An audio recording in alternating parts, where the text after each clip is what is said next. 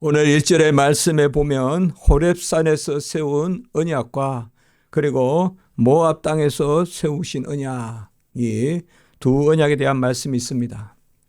신명기라는 이 성경의 제목이 말하듯이 언약의 갱신, 또 언약을 다시 되새기는 확정이라고 할 수는 없겠고요. 사실상 이 호렙산에서 세운 우리가 시내산 언약이라고 하는 것과 지금 모세가 이 신명기 29장에서 선포하는 이 소위 모압 언약, 모압에서의 이 언약, 이것은 별개의 것이 아닙니다.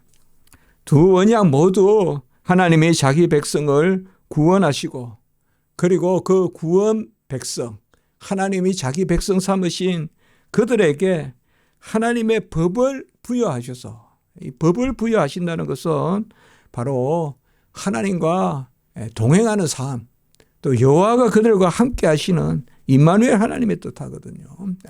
하나님은 옆에 계신 분이 아니라 말씀으로 우리 안에서 역사하시는 분이다. 살아계신 하나님은 그저 구름기둥 불기둥으로 어떤 그렇게 인도하시는 하나님이 매 하나님만이 아니라 바로 우리 안에 역사하시는 하나님이신데, 그것이 이제 말씀이죠. 그래서 생명을 주신 자기 자녀들에게 말씀을 주셔서 그 말씀대로 살게 하시는, 그것이 바로 언약의 목적입니다. 그러므로 시내산 언약의 율법의 그러한 말씀을 주신 십계명을 대표로 아주 말씀을 주셨지 않습니까? 우리가 레위기까지 특별히 볼 수 있듯이. 그리고 또 그 말씀을 다시금 이 신명기에서 되뇌이는 것, 그것이므로 우리가 이 모압의 언약은 새로운 언약이다라고 이렇게 볼 바는 아닌 것이죠. 특별히 창세기에도 보면 아브라함과 언약을 맺으심에 대한 말씀이 계속 반복되어 나오지 않습니까? 우리가 구체적으로 특정하기보다 13장, 15장, 17장 이렇게 계속 언약에 대한 말씀이 나오거든요. 이런 것을 봤을 때 우리가 하나님의 언약은 전체적으로 아담이 에덴 동산에서 타락한 이후 또 주어지는 모든 언약은 은혜의 언약이다. 하나님이 자기 백성, 은혜로 자기 백성 삼은 그 백성과 체결한 것이다. 그렇기 때문에 사실상 세상의 계약과 이러한 하나님이 맺으신 언약은 본질적으로 다른 것이다. 우리가 이렇게 믿는 것이죠. 특별히 호렙산 언약에 있어서 출애굽의 역사를 먼저 되뇌입니다. 오늘 2절과 3절에 보면 그 큰 시험과 이적과 큰 기사를 내 눈으로 보았느니라.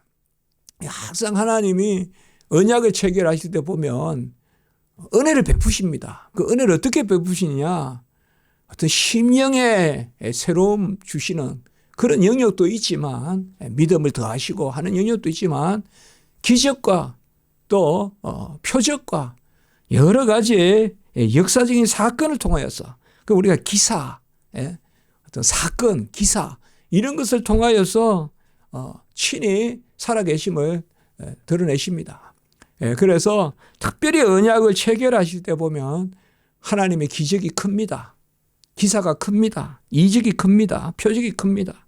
그래서 우리가 십계명을 주시기 전에 이미 애굽에서 건져내실 때 그러한 기적들과, 그리고 마라에서 또 엘림에서 러비딤에서 아주 맑은 물, 깨끗한 물을 또 그들에게 주시는, 썰물을 달게 하시는, 또 우물이 나는 그러한 역사들, 그리고 메추라기를 주시는, 그것을 이야기하고 있어요. 그러니까 이 언약의 체결이라는 것은 역사적으로 자녀 삼은 백성들에게 하나님이 함께 하시면서 기적과 이적을, 그러한 표적을 보이시면서 그들과 맺은 것이다.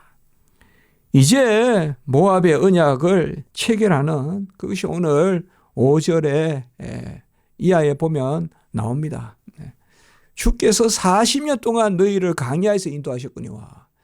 자, 앞에 우리가 2절과 3절은 첫 번째 언약을 맺으실 때의 역사적인 배경이라고 볼 수가 있겠죠. 시내산에서 언약을 맺을 때 그때는 뭐예요? 출애굽, 그리고 이제 호렙산에 이르기까지의 하나님의 기적적인 역사죠. 그렇죠.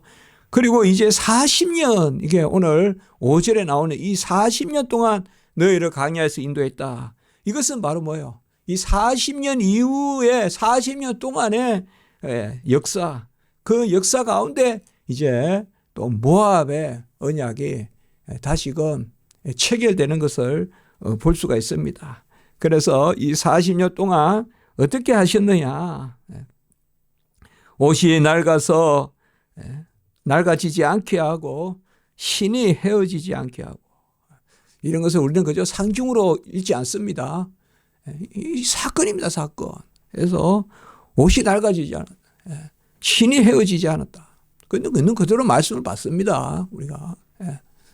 뭐 이런 말씀은 옷이 안 헤어진다, 옷이 안 닳는다. 옷이 어떻게 낡지 않습니까? 신이 어떻게 헤어지지 않습니까? 하나님이 모든 것으로 그렇게 붙드십니다. 이런 것을 그저 우리가 표현으로 보지 말고, 성경 말씀을 표현으로 보지 말고 사건으로 보라는 거예요. 사건으로. 그냥 표현으로 보면 십자가도 다 표현으로 넘어가요. 구약부터 그런 성경 읽기가 익숙해지면 신약의 십자가도 다 표현으로 생각해요. 상징이라 그러고 은유라 그러고.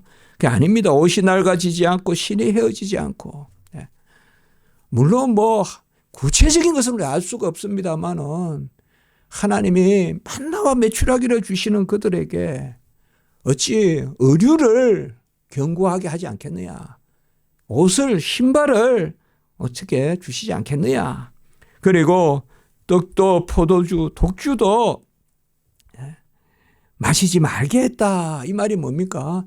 사실상 하나님이 주시는 것만 먹으라고 했다는 거죠. 만나와 메추라기에서. 하나님이 그저 주시는 것만 먹어라. 오늘날로 말하면 그저 일용할 양식을 우리에게 은혜로 베풀어 주시는 은혜만을 누리라. 그것을 이야기하고 있습니다. 6절에 보면 바로 떡도 먹지 못하고 포도주나 독주를 마시지 못하게. 왜 떡을 먹지 못하게 하실까? 이것은 다른 것이 아니라 만나와 메추라기를 주셔서 그것으로 먹게 하셨다. 그 이유가 뭡니까? 바로 왜 이러셨을까라는 데 대한 답은 한 가지죠. 바로 6절 후반부에 보면 주가 너희의 하나님 여호와이신 줄 알게 하려 하심이라. 이것은 그저 아무것도 아닌 것 같아도 자기의 백성이 그를 인정하고 그 가운데 그를 섬기고 예배하고, 그 여호와는 바로 살아계신 하나님. 우상을 섬기는 것이 아니라, 그래서 6절의 이 후반부의 말씀은 간단한 말씀 같아도 하나님의 큰 뜻을 우리에게 알려주는 것이죠. 주는 너희의 하나님 여호와이심을 알게 하신다. 그리고 또 역사적인 사건을 7절에 계속 이야기합니다. 그러니까 우리가 십계명 주실 때도 나는 너를 애굽 땅 종되었던 집에서 인도하여 낸 내 하나님 여호와니라. 이것은 역사적 사건입니다. 그리고 뭐예요? 하나님과 우리의 관계입니다. 그 살아계서 있어서 역사하신 하나님이십니다. 오늘도 이 모압의 언약을 체결하면서 먼저 그저 간념적으로 뭐 사람들이 모여서 그냥 탁자에서 그게 아니라 이미 하나님과 언약을 체결하는 그 백성과의 사이는 이미 하나님이 그들을 은혜 가운데 두시고 언약을 체결하신다는 것입니다. 천사와 언약을 체결하는 것도 아니고 이방과 언약을 체결하는 것도 아니고 하나님이 자기 백성 삼으신 자들과 언약을 체결하는. 그래서 특별히 이제 전반부에서는 뭐예요? 옷도 낡지 않고 신도 헤어지지 않고 그렇게 붙드셨다는 거죠. 아까 제가 문자 그대로 이해하라. 일단 그렇게 말씀합니다. 그래서 옷이 안 헤어졌다. 신이 안 낡았다. 설마 그럴까 하지만 그렇게 일단은 받으라는 거예요. 성경 말씀은. 그리고 그 내용을 바라보면 되는 거예요. 우리가. 그 가운데서. 너무 이쪽 시각에서 우리의 지금 시각에서 이성에서 말씀을 가두는 게 아니라 그래야 그 말씀이 더 우리에게 살아 역사하는 거거든요. 홍해를 가르셨고 이 말씀과 옷이 낡지 않고 신발이 헤어지지 않는다는 말씀이 가죠. 물론 어느 정도 신발을 또 신고 바꾸고 옷을 또 바꿔 입고 할 수는 있겠죠. 그러나 하나님이 그들에게 다 주신 거 아니겠어요? 강야에 무슨 옷이 있겠습니까?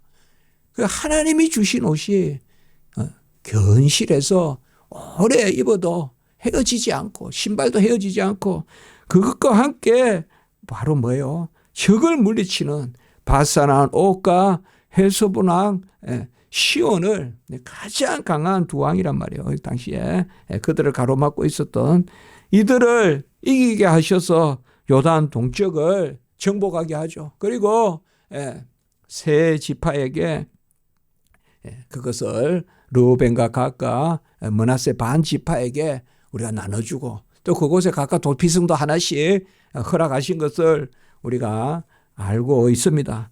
그리고 오늘 9절의 말씀에 보면 사실 이 언약의 말씀을 지켜 행하라. 그리하면 너희가 하는 모든 일이 형통하리라. 사실 언약이라는 것이 어떤 형식이 아니라 언약의 말씀이 언약입니다. 그러니까 무슨 언약은 체결해가지고 무슨 잉크가 남아있어서 어떤 문서가 남아있어서 그 문서로 증명하는 그런 게 아닙니다. 언약이라는 것은. 그러니까 사실상 언약 체결이라는 것이 언약의 말씀을 지키는 게 언약 체결입니다. 언약의 말씀을 듣고 우리가 그렇게 하겠습니까? 라고 막 서로 상호간에 협약하는 것이 아니라 전적인 은혜 가운데 자기의 백성을 삼았기 때문에.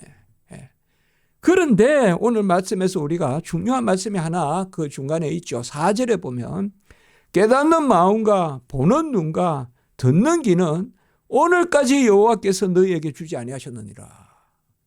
자, 이런 말씀이 우리가 읽으면 여호와께서 깨닫는 마음과 보는 눈과 듣는 귀를 오늘날까지 이 모압에 이르도록 주시지 않았으니까 그래서 우리가 못 보고 그래서 그들이 못 듣고 그래서 그들이 깨닫지 못했다. 마음으로. 이게 무엇입니까 이게. 이런 것이 우리가 난해하다. 그렇게 혹자는 말하지만 역시 아까 6절에 보면 또 답이 나와 있어요. 뭡니까? 주는 너희의 하나님 여호와신 줄을 알게 하려 하심이라. 우리가 깨닫는 마음이 없다 그래서 여호와 탓입니다 라고 아니고 분명히 내 탓이에요. 그런데 하나님이 때를 쫓아서 깨닫는 마음을 주세요. 그래서 은혜로라. 그래서 우리가 뭘 고백합니까? 바로 주는 우리의 하나님 여호와시다. 아니 우리가 그냥 갖고서 묻겠다는데 이제 40년이 지나고 여리고성을 들어가기 전에 그들이 비로소 새 땅에서 새 것을 먹을 때까지 하나님이 그들에게 생산활동을 하게 하지 않으셨어요. 그들이 생산활동을 할 여력이나 있었겠습니까? 그러면 오늘 여기에 두 가지의 우리 질문을 던져볼 수가 있어요. 하나님이 만나 매출하기를 주시더라도 일 좀 하게 하시지.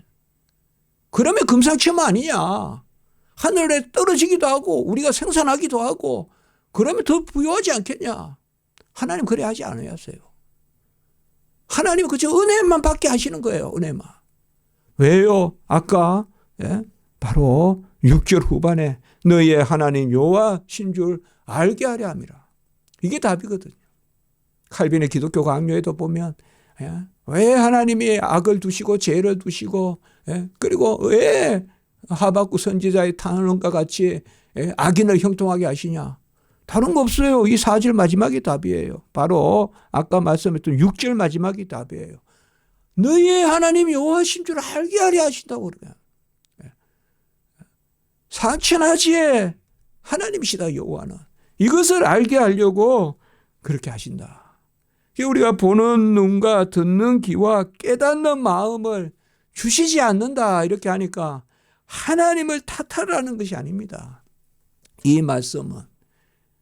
그래서 우리가 여기에서 하나님의 오묘함은 오늘 말씀에서 29절에 보면 감추인 일은 여호와께 속하거니와. 이렇게 오늘 이 말씀이 연결됩니다. 이 신명기 29장에. 그 사실상 이 모압 땅에서의 언약의 체결을 보면 아까 우리 호렙 말씀드렸지만 호렙산의 언약의 체결과 다르지 않지만 그러나 더 여기에서 강조하는 것은 은밀한 감추어진 하나님의 뜻을 너희들이 알고 헤아리고 믿으라. 그것을 이야기하고 있어요.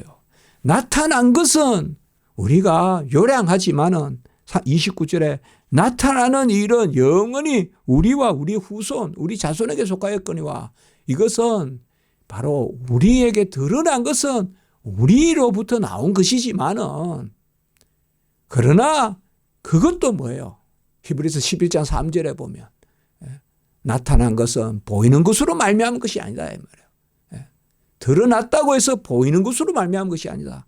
히브리서 11장 3절에 오늘 29절 말씀과 히브리서 11장 3절의 말씀 같죠. 우리는 보이는 것만 알지만은 그 보이는 것조차 보이는 것에서 나온 것은 아니다. 그렇게 해야 우리가 오늘 29절 말씀을 알 수가 있거든요. 그건 뭡니까? 언약이라는 것은 그 언약의 비밀, 언약을 통한 여호와 하나님의 은혜를 부여해 주시는 그 강권적인 불가항력적인 역사는 하나님이 우리를 사랑하시는 섭리의 비밀에 있다는 것이죠. 섭리의 비밀에 있습니다. 그래서 어떨 때는 우리의 귀가 열리기도 하시고 어떨 때는 우리가 완악한 가운데 두시기도 하시고 도무지 그냥 여호와가 없는 것이 그냥 두시기도 하시고 그게 뭐예요? 더 하나님의 살아계신과 역사하신과 하나님의 은밀하신 그 섭리를 감추인 것을 우리에게 더 믿게 하시려고 이것이 바로 오늘 말씀에서 그렇게 중요하게 주어지는 것입니다. 우리가 내용만 본다면 다를 게 없어요. 호렙산과.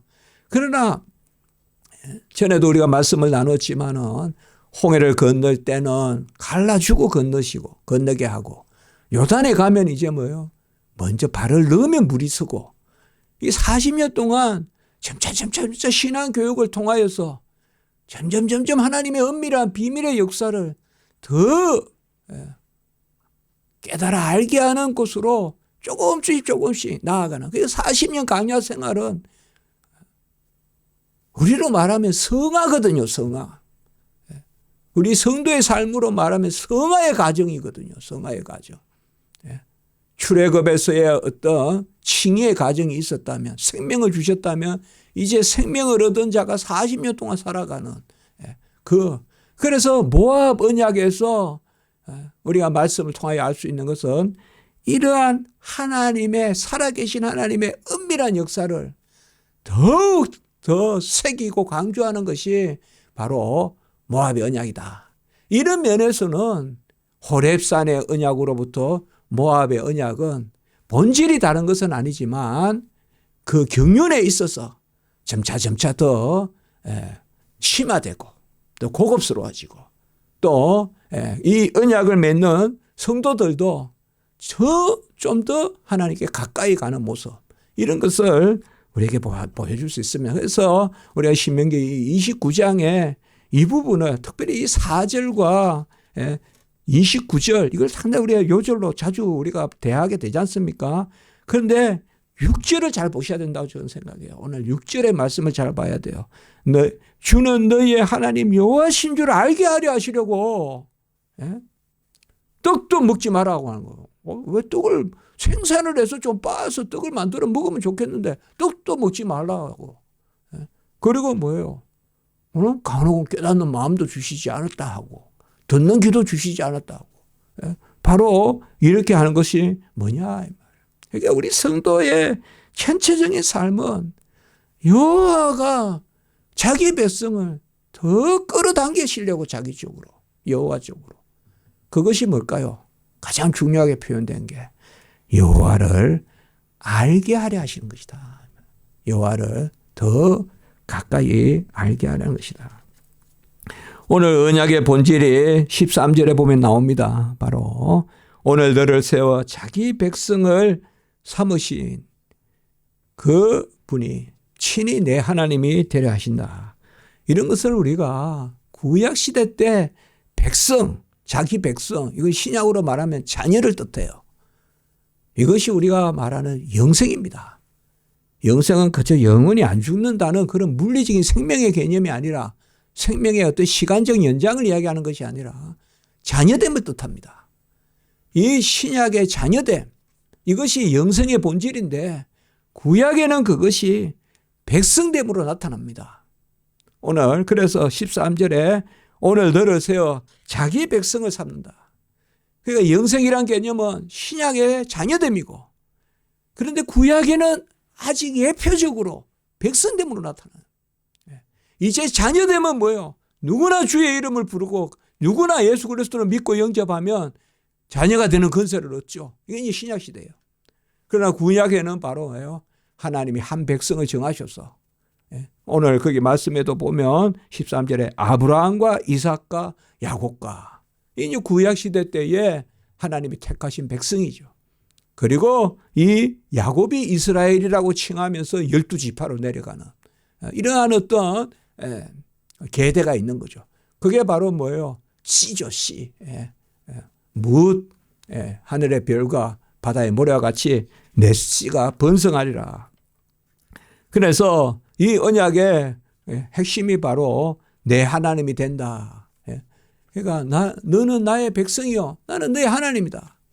또 내가 너를 지명하여 불렀다. 이것이 바로 영생 개념이거든요. 그래서 특별히 15절의 말씀에 보면 이 영생이 언약적 계대로 내려간다. 오늘 여호와 앞에서 우리와 함께 여기 서 있는 자와 우리와 함께 여기 있지 아니한 자에게까지 이게 뭐냐 후손을 뜻하는 거예요. 이거 이방인을 뜻하는 게 아닙니다. 그러니까 우리가 이런 구절이 바로 유아 세례의 중요한 구절이 되는 거예요. 이러한 것들이 유아 세례의 중요한 근거가 되는 거예요. 그래서 오늘 여기에 함께 서 있는 자들과 우리가 함께 서 있지 않는 그런 자들에게도 미칠 것이다. 이런 것이 바로 특별히 우리가 마태복음 1장에 보면 언약적 계대가 쭉 나오죠. 아브라함부터 시작해서. 그런데 그 마지막에 바로 뭡니까? 예수님이죠. 그런데 이제 그 혈통적 계대는 예수님에게서 끝이 나죠. 네. 요셉과 마리아의 그 유다 지파 가운데 예수님. 그 예수님은 혈통적으로 유다 지파의 그러한 사자, 예언된 말씀, 그 호를 들고 오시잖아요. 그러나 예수 이하의 세대는 예수와 함께한 세대예요. 예수 이하의 세대 아닙니다. 우리는 예수님을 아버지라 하지 않아요. 예수님은 형이라 그러지. 예수님과 우리가 한 세대란 말이에요. 예수와 함께 자녀된 자. 함께 자녀된 자. 로마서 8장 17절. 우리 한 계대란 말이에요. 지금. 한 계대. 예수와 함께 자녀된 자는 혈통적 계대가 아니고 바로 뭐예요? 예수를 믿어서 혈통으로나 육정으로나 사람의 뜻으로 난 것이 아니라 오직 하나님께로 났다. 그것을 우리에게 말씀해 주고 있습니다. 왜 언약의 갱신이 필요할까요? 오늘 특별히 18절 그 전후로 보면 18절에 보면 독초와 쑥의 뿌리가 있고 그리고 17절에 보면 우상을 섬기고 그리고 19절에 보면 마음이 완악하여 젖은 것과 마른 것이 멸망하더라도 이것은 모든 것이 멸망하고 젖은 것과 마른 것이 멸망하는 것은 다 멸망한다는 거죠. 살아있는 것과 생물과 무생물이 다 없어져도 나에게는 평안이 있다. 이런 한악한 마음이에요. 이게. 예레미야 시대 때 거짓 평강을 외치는 선지자들 이게 바로 완악한 마음입니다. 괜찮다 괜찮다 하는 게 완악한 마음이에요. 그게 완고한 마음이에요. 무슨 흉기를 들고 쫓아가는 게 완고한 게 아니라 나는 괜찮다라고 괜찮다라고 버티는 거 그게 완고한 마음이에요. 나는 괜찮다 괜찮다 하고 버티는 거 그게 완고한 마음이에요. 하나님 앞에 하나님 종의 연약함을 채울하십시오. 종의 허물과 죄를 사하십시오. 날마다 옷을 찢는 게 아니라 심령을 찢고 나아가는 그게 아니라 나는 괜찮다. 그러니까 이렇게 보면 하나님 우리에게 언약을 맺으시는 그 뜻이 뭐냐. 그리고 오늘 23절에 보면 바로 소돔과 고모라, 아드마, 스보임. 여기에 또 소아를 더하면 이쪽에 다섯 도시가 있잖아요. 이 멸망된 도시죠. 이런 강한 말씀을 한 거예요. 강한 말씀을. 강한 말씀을 했어요. 강한 말씀을. 그리고 25절에 보면 언약을 버리고, 오늘 제가 설교를 준비하면서 이 말씀을 좀 많이 새겼습니다. 지난주 우리가 새벽 예배 때 은혜 위에 서라 그랬잖아요. 은혜 위에 서라. 은혜 위에 굳건하게 서라. 참 평범한 말 같아도 얼마나 귀한 말입니까? 은혜 위에 서라. 우리는 뭐 이렇게 뭘 하려고 하면 내 공로 차지일 위에 서려고 하잖아요. 은혜 베푸시면 합니다. 이게 은혜 위에 서는 거잖아요. 안 그렇습니까? 은혜 주시면 합니다. 우리 교회도 우리의 삶도 은혜 주시면 합니다. 은혜 위에 서는 거잖아요. 오늘 이 말씀 한 말이 아닌 것 같아도 25절에 언약을 버리지 마라 이 말이에요. 언약 없는 백성같이 살지 마라 이 말입니다. 언약을 버리지 마라. 이게 하나님이 얼마나 간절하게 말씀하실 거예요. 언약을 버리지 마라. 하나님이 우리하고 맺은 언약을 버리지 마라. 은혜 위에 서라. 언약을 버리지 마라. 뭐 성도의 신앙생활이 그렇게 복잡합니까? 은혜요, 은혜 위에 서면 되고, 하나님이 전적인 은혜를 베푸셔서 언약을 맺으신 거예요. 우리가 무슨 찾아가서 언약 맺자고 뭐 흥행 뭐 이렇게 왔다 갔다 한 것도 아니고요. 하나님이 전적인 언약을 맺어요. 언약을 버리지 마라. 언약을 버리지 마. 사실 성경에서 언약, 약속, 말씀은 동의어입니다. 사실은. 말씀을 버리지 마라. 약속을 버리지 마라. 언약을 버리지 마라. 사실 이 세 단어는 동의어로 나오거든요. 언약을 버리지 마라. 우리가 하나님 앞에 하나님이 우리에게 원하시는 것은 깨닫는 마음을 주십시오. 보는 눈을 주십시오. 듣는 귀를 주십시오. 4절에 이걸 간구해야 돼요. 보십시오. 하나님이 전적인 역사로 하나님의 경륜으로 언약 가운데 다 우리가 없는 것 같아도 우리는 언약의 백성이잖아요. 이제 새 언약의 백성이잖아요. 더 좋은 언약의 백성이잖아요. 신약시대 히브리서에서 새 언약, 더 좋은 언약, 그 백성이잖아요. 이 언약을 버리지 마라. 자꾸 무슨 그러한 구조의 적인 어떤 그러한 인과관계, 인간의 물론 그런 것도 우리가 부수적으로 혹은 더 세밀하게 이야기할 땐 해야죠. 그러나 본질은 뭐예요? 예수 그리스도 날려 죽으시고 그의 의를 다 내 거 삼아 주시고 그 언약 아닙니까? 이게 새 언약 아닙니까? 다 성취한 것을 내 거 삼아 주시는 보혜사 성령이 임하고 믿음을 선물로 주시고 이것이 아니겠습니까? 그래서 오늘 마지막에 이렇게 이야기하는 거예요. 29절에 감추인 일은 우리가 한번 29절 한번 읽을까요? 너무나 중요한 우리의 구절 아닙니까? 시작. 감추어진 일은 우리 하나님 여호와께 속하였거니와 나타난 일은 영원히 우리와 우리 자신에게 속하였나니 이는 우리에게 이 율법의 모든 말씀을 행하게 하심이니라. 율법의 모든 말씀을 어떻게 행합니까 우리가? 그러나 감추어진 하나님의 역사가 있는 거예요.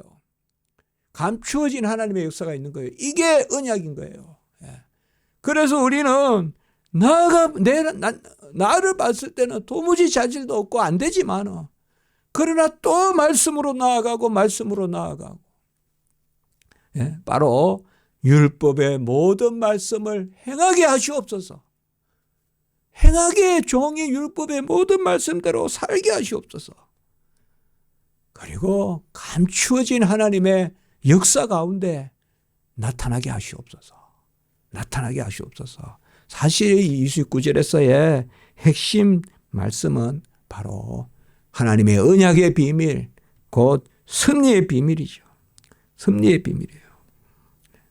욥기에도 보면 두 가지 의가 있잖아요. 감추어진 하나님의 의가 있고 드러난 하나님의 의가 있고. 그래서 욥이 바로 욥기의 그 말씀이 전체 주제가 그거잖아요. 하나님은 우리를 향한 사랑의 그런 신실하심이 있는데 우리는 그 모든 것을 알 수는 없다. 그래서 감추어진 하나님의 뜻이 있다. 그게 욥기의 주제거든요. 오늘 여기 말씀도 바로 그렇게 말씀했습니다. 보이는 것 가지고 감추인 것을 판단하려고 하지 말고, 히브리서 11장 3절 아까 말씀했지만 보이는 것은 나타난 것으로 말미암아 된 것이 아니니라. 보이는 것은 나타난 것으로 된 것이 아니고, 그러면 뭐요? 보이는 것은 뭐로 되자? 나타나지 않은 것으로 됐다 이 말이에요. 감추어진 것으로 됐다. 감추어진 것으로 됐다. 이것을 거꾸로 생각하면 안 된다 이 말이에요. 보이는 것이 본질이고 감추어진 것이 따른다고 생각하면 안 됩니다. 이게 보이니까 이게 보이니까 그 다음에 감추인 게 따라온다 이렇게 생각하면 안 되고, 감추어진 것이 있으니까 그 가운데 보이는 것이 있다. 우리가 이것이 바로 하나님의 섭리의 비밀, 은혜의 비밀, 또 경륜의 비밀, 언약의 비밀입니다. 이 모압에서의 언약은 바로 이런 점에서 더 이제 실체와 본질은 같지만 그 경륜에 있어서 40년을 지난, 우리가 보통 40년을, 전에도 제가 설교하면서 말씀했지만 40년 강야가 막 타락했다, 불평만 했다, 그렇게만 조명하지만 사실 40년 동안 이스라엘 백성은 연단된 거예요. 그래서 자랐단 말이에요. 40년 동안. 그걸 우리가 중요하게 붙들어야 돼요. 40년 동안 자란 거예요. 그래서 호렙산 언약과 모압의 언약은 그 40년 동안 자란 이스라엘 백성에게 주시는 하나님의 언약의 말씀이다. 그것이 우리가 오늘 귀하게 새겨야 될 부분입니다. 기도드리겠습니다. 거룩하고 자비로우신 하나님 아버지, 전적인 은혜로, 절대적인 은혜로 우리를 부르시고 하나님의 무조건적 그러한 사랑으로서 우리가 그 언약의 그러한 아버지의 복을 누릴 수 있도록 인도하여 주시니 감사를 드립니다.